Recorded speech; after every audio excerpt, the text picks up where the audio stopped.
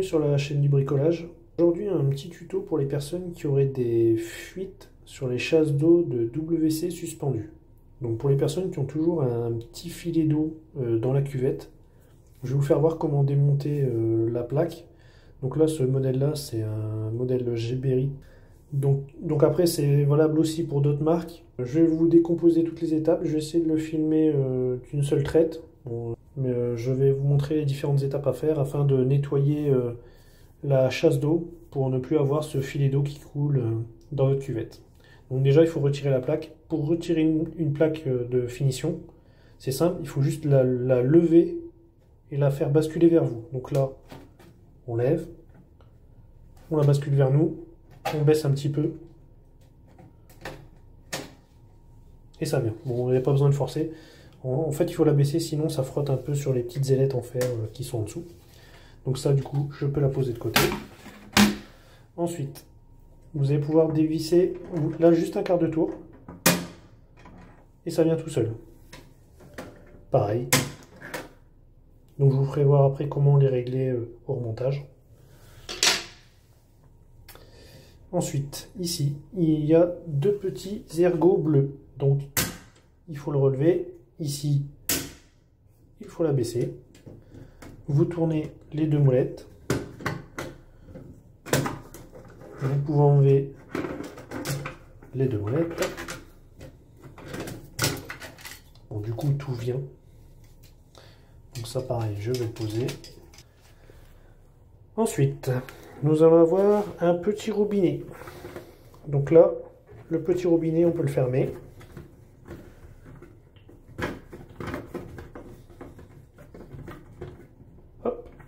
Et là, vous allez voir, il y a deux petites encoches pour enlever le petit plastique blanc. Donc là, hop.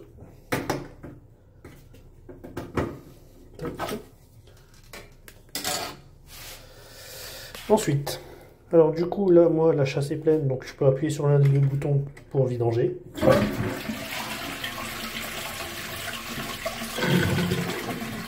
Donc, comme ça, il n'y a plus d'eau. Et vu qu'on a fermé le petit robinet d'arrivée, du coup, le petit flotteur sur le côté ne se remplit plus. Donc là, pareil, pour enlever cette petite plaque blanche, il faut juste appuyer dessus. Vous appuyez et vous allez pouvoir enlever le mécanisme. C'est un mécanisme avec deux petits crochets pour les deux chasses.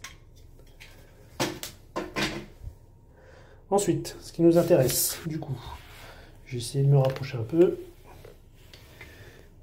Là, sur les modèles Geberit, je ne sais pas si on va bien le voir, pour enlever du coup le système de chasse d'eau, on va appuyer sur les deux ergots bleus qui sont tout au fond.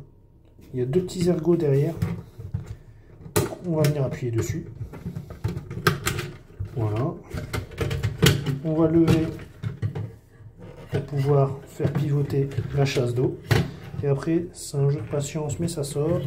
Vous allez pouvoir enlever le mécanisme de chasse. Donc là, c'est possible qu'il y ait un peu d'eau qui coule. Donc là, pour ma part, le joint se trouve ici. Vous pouvez nettoyer le joint. Ça se nettoie à l'eau chaude. Mais surtout pas d'éponge abrasive. Ça s'enlève assez bien. Bon, généralement, il n'y a pas de mystère. C'est le calcaire qui vient se mettre entre le joint et la portée qui est dans le fond. Et du coup, ça vous donne ce petit filet d'eau.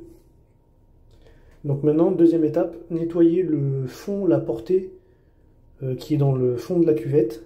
Donc je vais vous faire voir, je vais me rapprocher et vous allez voir où exactement il faut nettoyer. Alors une fois que vous avez enlevé le mécanisme de chasse, maintenant, même opération, vous avez un deuxième, vous avez là je l'avais déjà enlevé, mais vous avez ce deuxième taquet blanc, donc même système que l'autre. Vous appuyez dessus. Voilà, vous le relevez, voilà. Donc là, pareil, pour le sortir, pas besoin de faire le bourrin. Et en fait, vous allez accéder au système où touche le joint. Donc là, ouais, si je filme bien, c'est bien aussi. Là, vous allez pouvoir accéder au pourtour du joint. Et du coup, il n'y a pas besoin de se tracasser, tout se démonte bien. Donc ça, c'est valable pour Geberit. Bon, ça reste quand même plus ou moins l'une des marques, les leaders pour tout ce qui est bâti support, donc c'est assez bien fait. Donc là, vous pouvez nettoyer le pourtour du joint. Il y a un autre joint en dessous, vous pouvez le nettoyer également. Et après, vous refaites pareil à l'envers.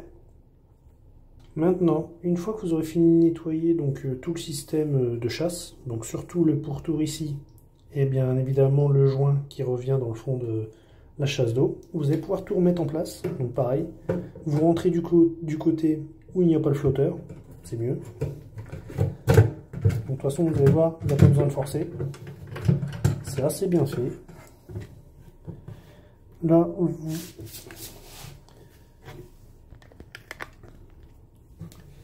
vous allez pouvoir appuyer un peu sur le mécanisme et le reclipser dedans. Donc là, il est reclipsé, il n'en faut pas plus. Maintenant, autour de la chasse d'eau, donc là pareil, on la glisse sur le côté.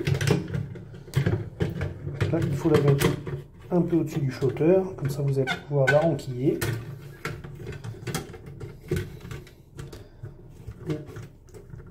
Et là, hop, c'est mis. Vous pouvez même tester. Donc voilà. Donc maintenant, j'ai remis mon système de chasse. Donc ça fonctionne que avec l'éclipse. Je vais pouvoir remettre ce système-là. Donc bien passer les deux ergots, ces deux ergots-ci, dans les petites encoches bleues.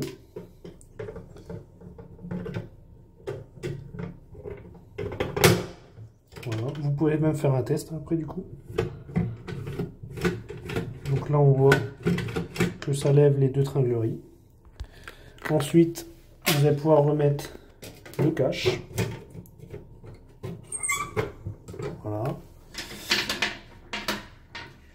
Hop, hop, hop. Après vous allez pouvoir remettre la fixation de platine. Voilà. Je vous remets droit. Donc là, on remet la platine.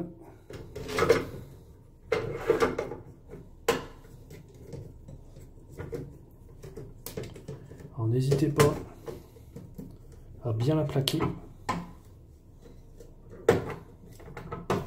Donc là c'est bon. Une fois que les deux ergots de toute façon sont bien dans l'alignement, vous allez pouvoir rentrer les deux ergots bleus, ça vous permet de serrer.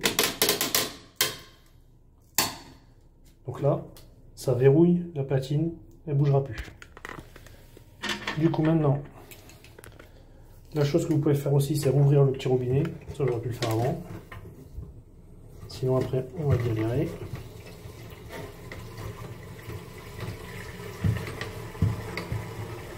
Ça vous permet de valider aussi que vous avez bien remis le mécanisme, mais bon, il n'y a pas trop de problème avec ça.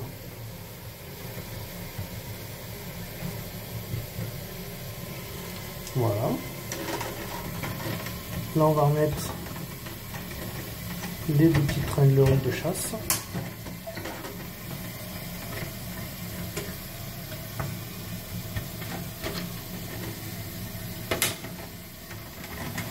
Alors après vous allez devoir faire plusieurs essais, parce que quand vous remettez la plaque,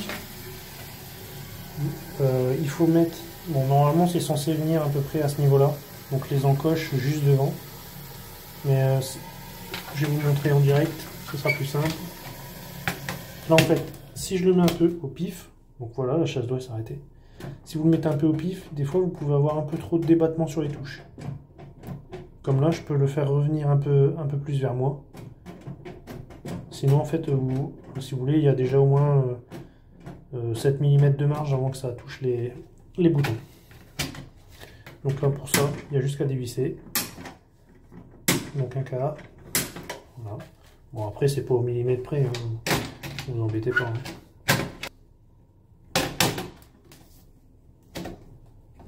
Voilà. Là, on va dire qu'il n'y a pas beaucoup de débattement. Et là, je fais une petite chasse. Voilà. Et derrière, on a une chasse. Donc voilà, et du coup, vous n'aurez plus de fuite dans votre cuvette. Donc c'est simple, rapide et ça vous évite de faire passer un technicien pour une intervention qui est assez courte. Donc voilà, j'espère que ça pourra vous servir. Bonne journée, au revoir.